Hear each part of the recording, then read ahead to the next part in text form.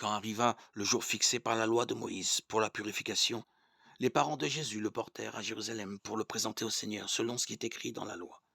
Tout premier-né du sexe masculin sera consacré au Seigneur. Il venait aussi présenter en offrande le sacrifice prescrit par la loi du Seigneur, un couple de tourterelles ou deux petites colombes. Or, il y avait là, à Jérusalem, un homme appelé Simon. C'était un homme juste et religieux qui attendait la consolation d'Israël, et l'Esprit Saint était sur lui. L'Esprit lui avait révélé qu'il ne verrait pas la mort avant d'avoir vu le Messie du Seigneur. Poussé par l'Esprit, Simon vint au temple. Les parents y entraient avec l'enfant Jésus pour accomplir les rites de la loi qui le concernaient. Simon prit l'enfant dans ses bras et il bénit Dieu en disant : « Maintenant, ô Maître, tu peux laisser ton serviteur s'en aller dans la paix selon ta parole, car mes yeux ont vu ton salut, que tu as préparé à la face de tous les peuples. Lumière pour éclairer les nations païennes et gloire d'Israël, ton peuple. » Le père et la mère de l'enfant s'étonnaient de ce qu'on disait de lui.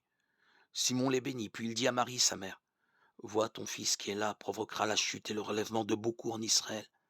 Il sera un signe de division. Et toi-même, ton cœur sera transpercé par une épée. Ainsi seront dévoilées les pensées secrètes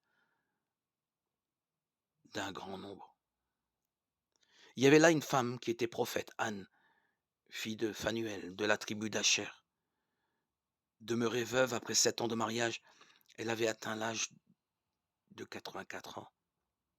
Elle ne s'éloignait pas du temple, servant Dieu jour et nuit dans le jeûne et la prière. S'approchant d'eux, à ce moment, elle proclamait les louanges de Dieu et parlait de l'enfant à tous ceux qui attendaient la délivrance de Jérusalem.